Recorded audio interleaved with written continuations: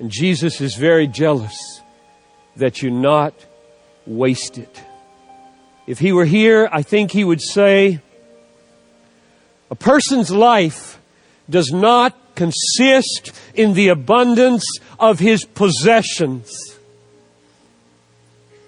Life is not about accumulation.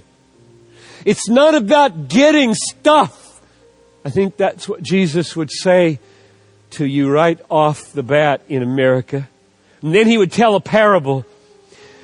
A land of a rich man produced plentifully. And he thought to himself, what shall I do? For I have nowhere to store my crops. And he said, I'll do this. I'll tear down my barns, build bigger ones, and there I will store all my grain and my goods. And I will say to my soul, soul, you have ample goods laid up for you for years. Relax, eat, drink, be merry. And God said to him, fool. I tell you, I don't ever want to hear that word addressed to me from God. Fool. This night, your soul is required of you. And the things you prepared, whose will they be? So it is with everyone who lays up treasure for himself and is not rich toward God. Oh, how jealous Jesus is tonight that you do not waste your lives. You have a gift, and it is called life, and it's not about accumulating things. This night, your soul may be required of you. And then whose will all those toys be? No sane person on his deathbed ever comforted his heart with his possessions that his life was well spent. So hear Jesus. If anyone would come after me, let him deny himself and take up his cross and follow me. For whoever would seek to save his life will lose it. And whoever loses his life for my sake and the gospel's will save it and not waste it.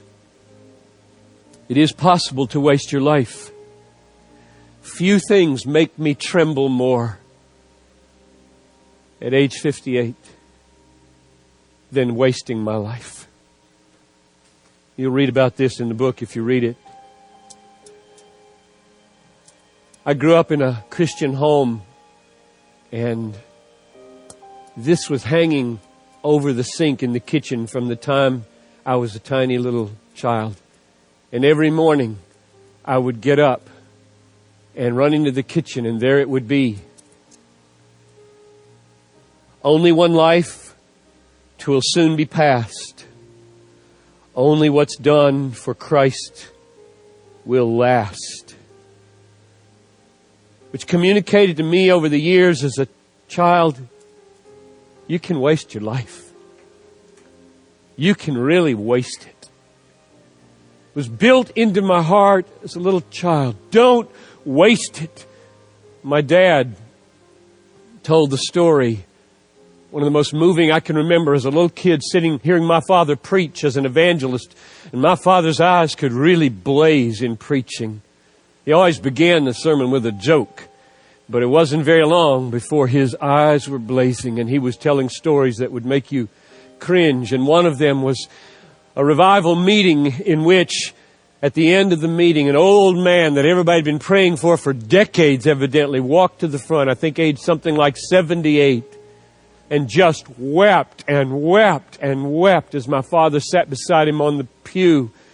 And all he could say was, I've wasted it, I've wasted it, I've wasted it.